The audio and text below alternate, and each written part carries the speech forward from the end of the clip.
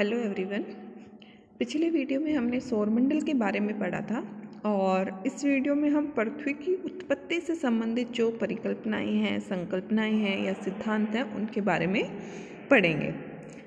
पृथ्वी की उत्पत्ति के संबंध में जो सर्वप्रथम तर्कपूर्ण परिकल्पना का प्रतिपादन है वो फ्रांसीसी वैज्ञानिक कास्ते द बफन द्वारा सन 1749 में किया गया था और इसके बाद इस क्षेत्र में अनेक विद्वानों ने अपने मतों का प्रतिपादन किया, परंतु वर्तमान समय तक अनेक परिकल्पनाओं तथा सिद्धांतों का प्रतिपादन हो चुका है, परंतु किसी भी मत को पूर्ण रूपेण मान्यता प्राप्त नहीं है। अब देखो, ऐसे तो बहुत सारी परिकल्पनाएं और सिद्धांत आते हैं, लेकिन अभी तक ऐसे किसी भी सिद्धांत को मान्यता नहीं दी गई है जो कि पृथ्वी की उत्पत्ति के संबंधित सही व्याख्या करते हों। ग्रहों की उत्पत्ति में भाग लेने वाले तारों की संख्या के आधार पर वैज्ञानिक संकल्पनाओं को दो भागों में विभाजित किया जाता है। एक तो है अद्वैतवादी संकल्पना और एक है द्वैतवादी संकल्पना। अद्वैतवादी संकल्पना को पेरेंटल हाइपोथेसिस भी कहा जाता है और इसके अनुसार ग्रहों और पृथ्वी की उत्पत्ति केवल एक ही तारे से मानी जाती है और इसमें यही माना जाता है कि एक ही तारे या एक ही वस्तु से पूरे सौरमंडल की उत्पत्ति हुई है।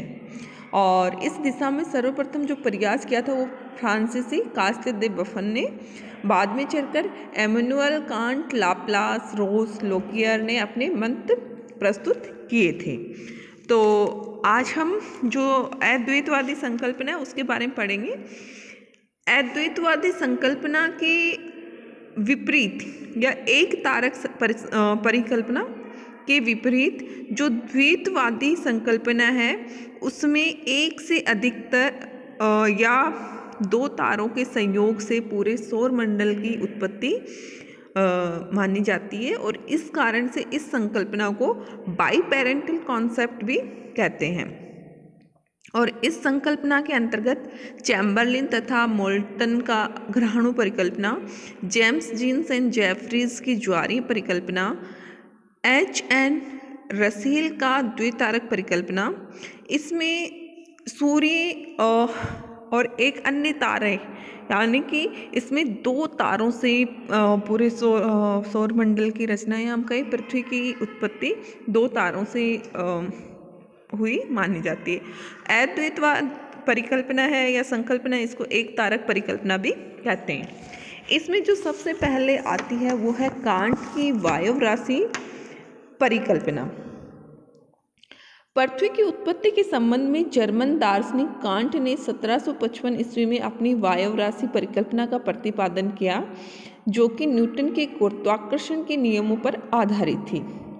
और प्रारंभ में तो वही है कि इस मत की बहुत सराहना हुई, परंतु बाद में इसे तर्कहीन प्रमाणित कर दिया क्योंकि ये गणित के गलत नियमों पर आधारित थी। और जो ये परिकल्पना है वो कांट द्वारा बहुत सारे कल्पित, खुद के द्वारा बनाए हुए बहुत सारे तथ्यों पर आधारित थी। सर्वप्रथम कांट ने ये मान लिया था कि ब्रह्मांड में देव निर्मित आद्य पदार्थ बिखरे हुए हैं और प्रारंभ में ये पदार्थ क्या थे कि बहुत कठोर, शीतल तथा गतिहीन थे। पुनः कांट ने ये मान लिया कि आपसी आकर्षण के कारण ये कण एक दूसरे से टकराने लगे और इस आपसी टकराव के कारण ताप तथा भ्रमण गति उत्पन्न हुई। ताप में निरंतर वृद्धि होती गई, जिस कारण आद्य जो पदार्थ थे वो एक वायु राशि में परिवर्तित होने लगे और जो ताप और भ्रमण गति के परिणाम स्वरूप प्रारंभिक जो शीतल और गतिहीन वायु राशि थी वो एक तप्त तथा गतिशील निहारिका में परिवर्तित हो गई। तो इस तरह से कांट ने शुरू में माना कि ब्रह्मांड में बहुत सारे देव निर्मित आद्य पदार्थ बिखरे हुए थे और वो शीतल थे, गतिहीन थे और कठोर थे। उनमें आपसी आकर्षण हुआ और वो एक दूसरे से टकराने लगे। टकराने के कारण उनमें ताप में वृद्धि हुई और उनमें भ्रमण गति होने लगी और इस तरह से एक तप्त और गतिशील निहारिका बनी। निहारिका ताप के बढ़ने के साथ साथ घूमने लगी और उसके आकार में भी वृद्धि होने लगी। और ताप में वृद्धि के निहारिका की परिभ्रमण गति में भी वृद्धि होने लगी।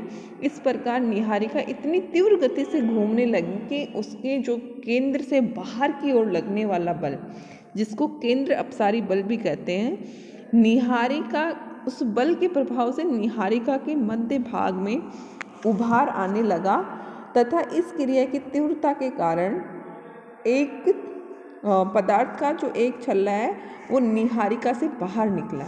यानी कि अब आप बहुत तेज किसी चीज़ को घुमाते हो तो उसके मध्य भाग में केंद्र से बाहर की ओर लगने वाला बल, जिसको केंद्र अपसारी बल कहते हैं, उसके कारण उस निहारिका के मध्य भाग से एक पदार्थ का एक छल्ला बाहर निकला और धीरे धीरे इस जैसे कि वो निहारिका घूमती रही और उसके ताप में वृद्धि होती गई और उसके परिभ्रमण गति भी बढ़ती गई।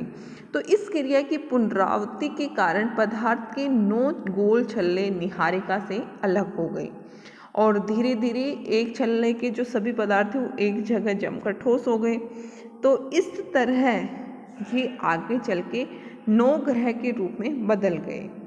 अब देखिए 9 ग्रह के रूप में बदले तो ये उस टाइम यम जो ग्रह था वो ग्रह की श्रेणी में रखा गया था। इस प्रकार कांट के अनुसार पृथ्वी की उत्पत्ति किससे हुई?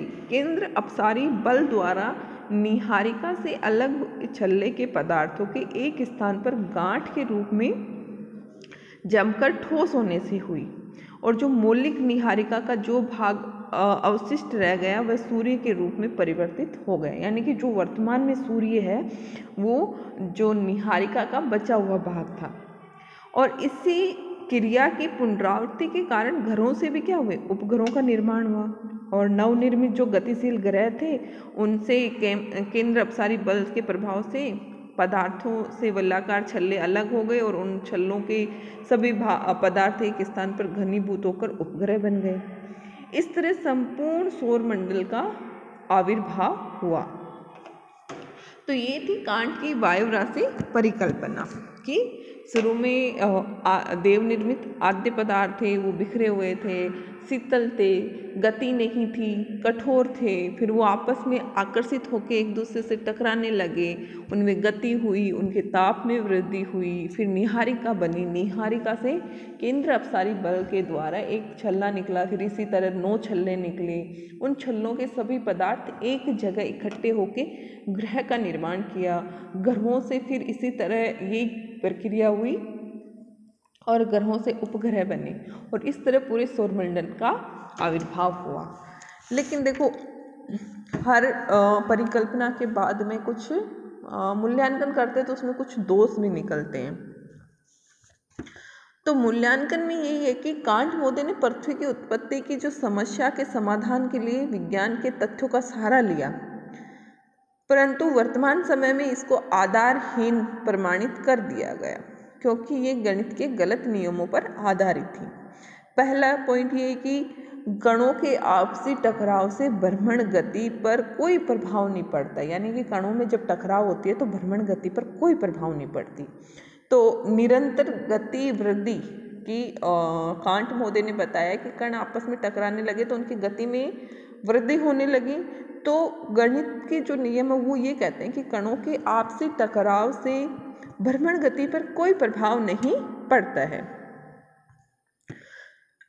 दूसरा ये है कि कांट की यह परिकल्पना आद्य पदार्थ में गति गणों के आपसी टकराव से हुई, जो कोणीय आवेग की स्थिरता के सिद्धांत के विपरीत है क्योंकि आपसी टकराव से गति नहीं उत्पन्न होती है। तो पहला तो ये कि भ्रमण गति पर टकराव से कोई प्रभाव नहीं होता। दूसरा कि टकराव से गति उत्पन्न ही नहीं होती, ये कोणीय आवेग की स्थिरता के सिद्धांत के अनुसार है।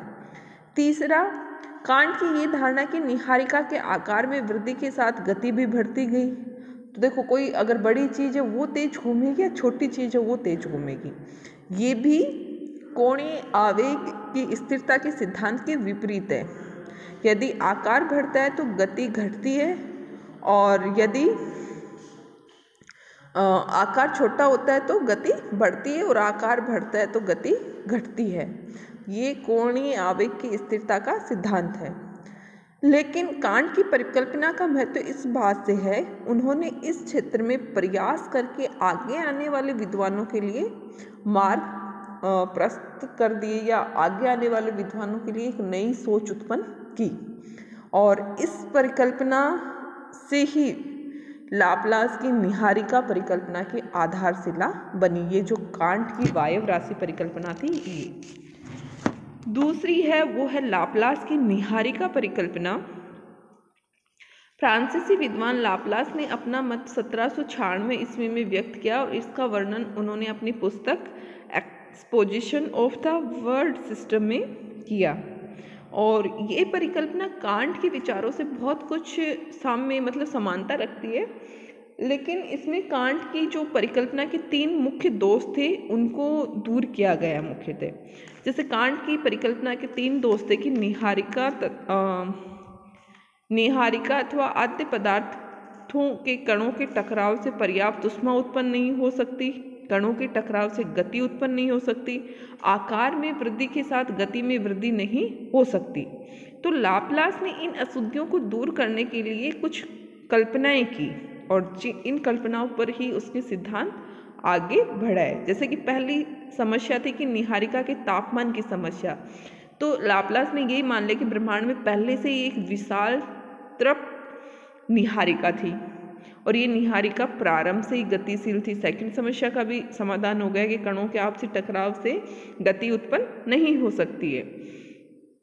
तीसरा, ये निहारिका निरंतर शीतल होकर आकार में सिकुड़ती गई, जिसके कारण आकार घटेगा तो क्या होगा, गति बढ़ेगी। तो इस तरह से जो कांट के 3 दोष थे वो खत्म हो जाते हैं। तो ब्रह्मांड में एक गतिशील एवं तृप्त महापिंड था जिसको लाप्लास ने क्या नाम दिया, निहारिका।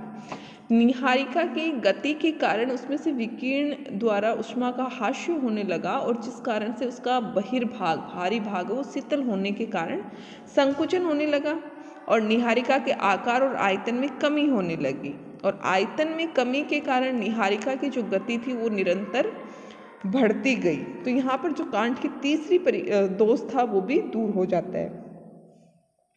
अत्यधिक गति के कारण उसमें वही केंद्र अपसारित बल से निहारिका के मध्यवर्ती भाग से एक उभार सा होने लगा और शीतल होने के कारण अधिक घना हो गया, परंतु ये ऊपरी भाग निचले भाग के साथ भ्रमण नहीं कर सका और ऊपरी भाग निरंतर शीतल होते गया और सिकुड़ते मध्य भाग से एक छल्ले के रूप में अलग हो गया। कुछ समय बाद वो गोल छल्ला निहारिका से अलग होकर निहारिका के साथ ही चक्कर लगाने लगा और वो निहारिका से केवल एक ही छल्ला बाहर निकाल। देखो कांट ने 9 छल्ले बाहर निकलते हुए बताए थे, लेकिन लाप्लास के अनुसार एक ही छल्ला निहारिका से अलग हुआ और बाद में ये छल्ले 9 छल्लों में विभाजित हो गए और प्रत्येक छल्ला एक दूसरे से दूर हटता गया और प्रत्येक छल्ले के समस्त पदार्थ ने एक स्थान पर गांठ के रूप में एकत्रित होकर गर्म वायु ग्रंथि का रूप धारण किया गया और आगे चल के ये ही क्या बने, ठोस ग्रह बने और इस प्रकार 9 ग्रहों का निर्माण हुआ और इसी क्रिया की पुनरावृत्ति से ग्रहों से उपग्रहों का निर्माण हुआ। तो और निहारिका का जो अवशिष्ट भाग है वो सूर्य बना।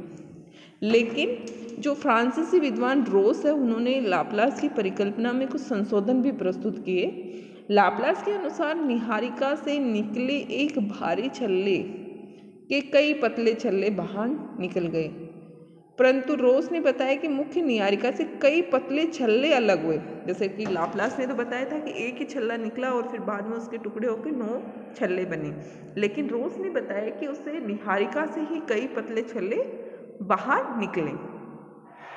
तो ये उसमें कुछ संशोधन किया था। अब हम पढ़ते हैं लाप्लास की निहारिका परिकल्पना का मूल्यांकन।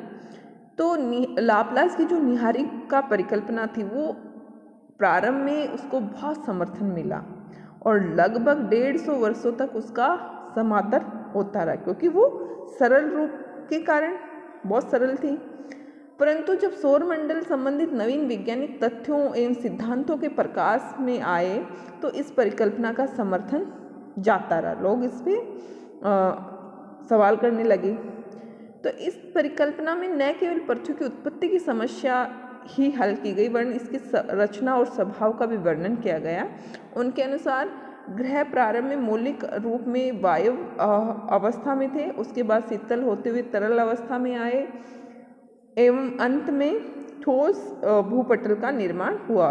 परंतु इस मत के विपरीत कुछ विद्वानों ने यह भी बताया कि पृथ्वी अपनी उत्पत्ति वृद्धि काल से ही एक ठोस रूप में रही होगी।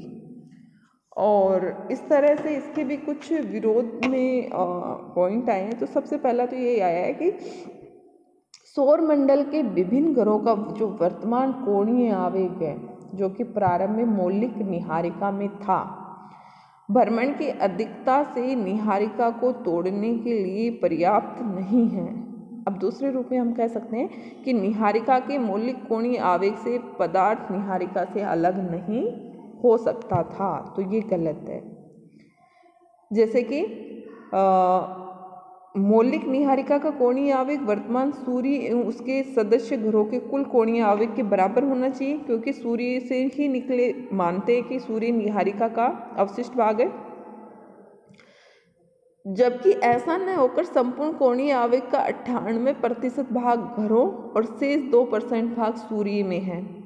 तो इस प्रकार ये परिकल्पना गणितीय सूत्रों के विपरीत है। दूसरा विरोध इस पॉइंट पे हुआ कि निहारिका से 9 छल्ले क्यों निकले, 9 से अधिक या कम क्यों नहीं निकले, और वो एक जगह एक छल्ले का सारा पदार्थ एक जगह इकट्ठा होकर एक ही गोल पिंड के रूप में कैसे बदला, क्योंकि एक ही गोल पिंड के रूप में नहीं बदल सकता है। छल्ला छोटे छोटे टुकड़ों में टूट जाएगा और एक ही छल्ले से कई छोटे छोटे स्वतंत्र ग्रह बनेंगे। दूसरा इस बात पे हुआ कि निहारिका के कणों की अल्प पारस्परिक संलग्नता के द्वारा ग्रहों के निकलने का जो कर्म है उनका वो लगातार उनका वो जारी रहना चाहिए, और इस क्रिया में अवकाश नहीं हो सकता। तो 9 छल्ले निकलने के बाद अवकाश कैसा मिला। अगला पॉइंट है कि ग्रहों की उत्पत्ति निहारिका से हुई तो प्रारंभ में भी द्रवित अवस्था से रहे होंगे, और जो द्रवित अवस्था है उसमें जो ग्रह है वो लगातार परिभ्रमण या परिक्रमा नहीं कर सकते, क्योंकि तरल पदार्थ निरंतर नहीं कर सकता है, क्योंकि द्रव के बहुत स्तर होते हैं, भिन्न स्तरों की गति समान नहीं होती और उनमें घर्षण होता रहता है। केवल ठोस पिंड ही परिक्रमण और परिभ्रमण कर सकते हैं पूर्ण रूप से। तो ये भी उनकी जो परिकल्पना उसका विरोध हुआ। अगला, इस परिकल्पना के अनुसार सभी ग्रहों के उपग्रहों का अपने पिता ग्रहों की दिशा में ही घूमना चाहिए, पर ऐसा नहीं है। शनि और बृहस्पति के बहुत सारे उपग्रह ऐसे हैं जो कि उनके शनि और बृहस्पति की दिशा के विपरीत घूमते हैं। तो लाप्लास की परिकल्पना के समय तक तो केवल ऐसे ही उपग्रहों का पता लग पाया था जो अपने पिता ग्रह के चारों ओर घूमते थे। अगला, यदि सूर्य निहारिका का ही एक भाग है तो तरल अवस्था में होने के कारण अब भी इसके बीच में उभार होना चाहिए, जिससे ये मालूम पड़ता हो कि एक नवीन छल्ला पृथक होकर बाहर निकलने वाला हो, परंतु ये ऐसा भी नहीं दिखाई देता है। अगला पॉइंट ये है कि लाप्लास ये मानकर चलते हैं कि प्रारंभ में एक गतिशील और तृप्त निहारिका थी, पर प्रश्न ये उठता है कि वो निहारिका कहाँ से आई, जिसमें ऊष्मा और गति कैसे पैदा हुई। तो इन प्रश्नों का उत्तर इस परिकल्पना से नहीं मिल पाता है। इस प्रकार ये कहा जाता है कि लाप्लास की यह परिकल्पना कल्पना मात्र ही है। उपरोक्त जो भी मैंने बताए हैं, अभी ये 6-7 पॉइंट बताए हैं, तो इनके बाद ये प्रमाणित किया जाता है कि ये निहारिका परिकल्पना पृथ्वी की उत्पत्ति के विषय में गलत धारणा तो प्रस्तुत करती ही है, साथ में पृथ्वी के इतिहास और उसके भूगर्भ के विषय में भी गलत तथ्यों का प्रचार करती है, और वर्तमान में ये परिकल्पना मान्य नहीं है।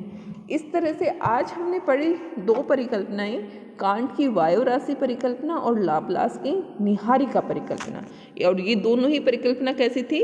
अद्वैतवादी संकल्पना थी, यानी कि एक तारे से पूरे सौरमंडल की उत्पत्ति को ये व्यक्त करती है।